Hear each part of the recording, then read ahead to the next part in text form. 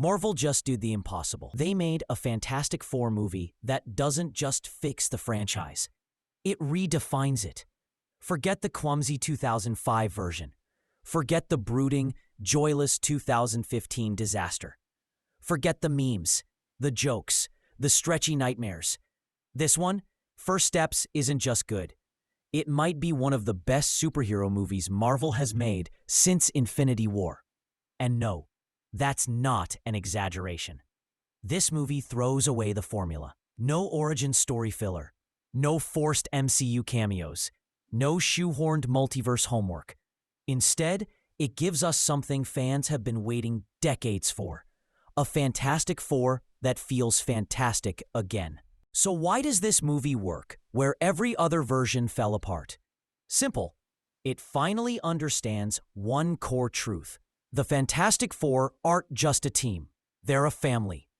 That's not a buzzword. It's not a theme slapped on for marketing. It's baked into every single frame of the film. From the way Ben teases Johnny over dinner, to how Reed and Sue silently comfort each other when everything feels like it's falling apart, to Johnny noticing when something's off with Sue. Before anyone says a word, this movie gets them, and it shows us what they really are. Not just Marvel's first family, but Marvel's most human family.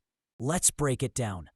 This isn't one of those origin stories where everyone hates each other for the first 90 minutes. You don't have to sit through yet another how they got their powers montage. It's there, in a quick, stylized sequence, but it's done in minutes, not half the runtime.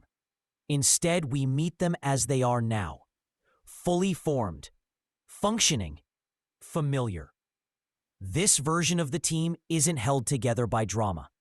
It's held together by love, respect, shared history. Even their fights feel grounded in affection, not ego. Johnny's still cocky, sure. But it's not the bratty, I think I'm better than everyone kind of cocky. It's the teasing uncle energy, the I'm here to lighten the mood vibe. And Ben? Ben finally gets to be more than just a punchline in a trench coat. He's serious, thoughtful, the guy who stays calm when Reed starts spiraling or Johnny goes off script. And Reed? Oh man, this is the Reed Richards we've been waiting for. Pedro Pascal doesn't look like comic book Reed. No gray temples, no perfect jawline. He didn't even shave the mustache. But none of that matters, because in terms of personality, he's pitch perfect.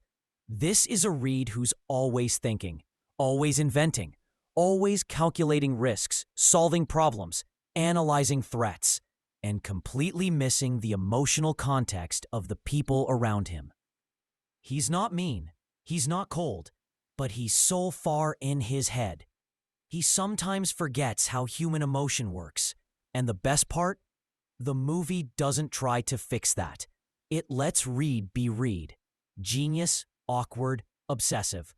It lets him be a man constantly walking the line between savior and supervillain.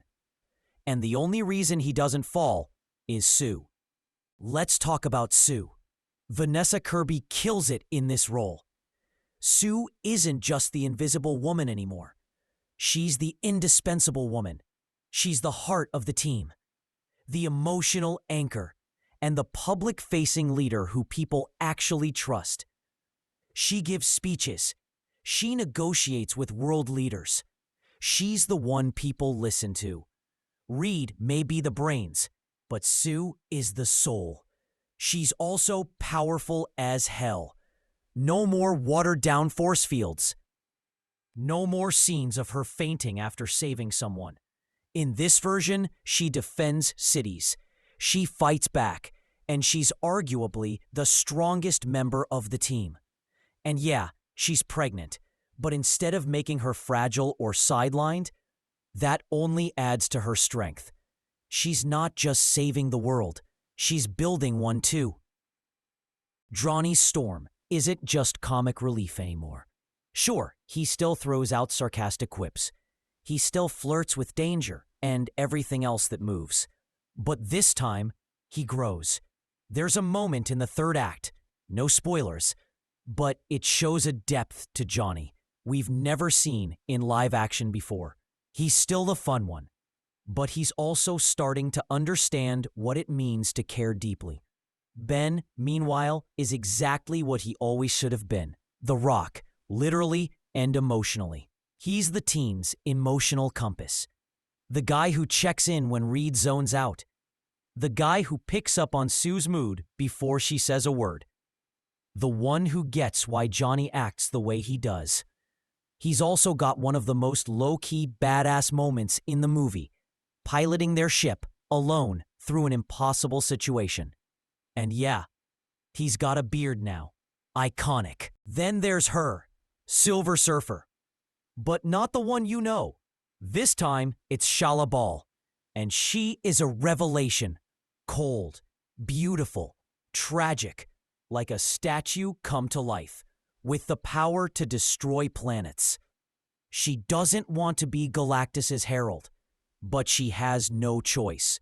And when she fights the Fantastic Four, it's not a battle. It's a massacre. Even when she's separated from her board, she's nearly unstoppable. And just wait until you see her surf.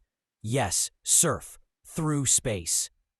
Just like in the Dan Slott comics, one scene, no spoilers, has her chasing the team across the stars. It's one of the best space sequences Marvel has ever done. No quips, no distractions, just sound, light, and the feeling that death is catching up. Now, let's talk about Galactus.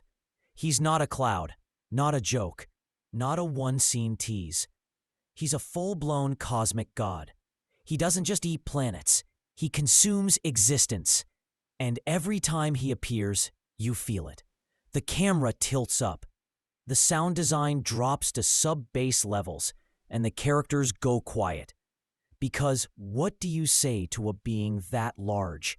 He's not evil, he's hungry, but also tragic, tired, like a titan weighed down by eternity. And he has a connection to the team you'll never see coming. What makes First Step so visually striking? It's retrofuturism done right. Everything feels like the future dreamed up in the 1960s. Analog tech, chrome ships, rounded edges, big buttons, colored lights. It's not just cool, it's immersive. You feel like you're in a different universe, not just Earth with a few tweaks. And finally, the colors pop. Blue suits, neon cities, vibrant skies. No more grayscale MCU filters. Even the soles of Reed's sneakers have the team logo. That's attention to detail. But no movie is perfect. And this one? Well, there's a baby. A CGI baby. It's supposed to be Franklin Richards, born late in the film. And look, we get it. Real babies are hard to film. But this thing belongs in the flash. It's not terrifying, just off. And they show him way too much in the second half. The emotional beats still land, but that baby, total uncanny valley. So here's the big question. Why does First Steps work? Because it understands something no other Fantastic Four film ever did. This team isn't about powers, or fame, or even saving the world. It's about family. It's about four people who choose to stay together.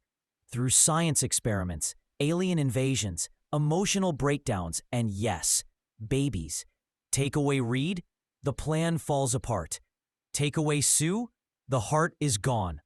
Take away Johnny, the spark dies. Take away Ben, there's no ground to stand on. They're not just strong together. They're only themselves when they're together. And that's what makes them fantastic. So tell me, who was your favorite in the movie? Reed with his brilliant chaos? Sue with her strength and empathy? Johnny with that surprise emotional moment? Ben, the steady hand behind it all? Or maybe Galactus himself? Let's talk in the comments. And if you enjoyed this deep dive, click that like button, subscribe, and check out our next video.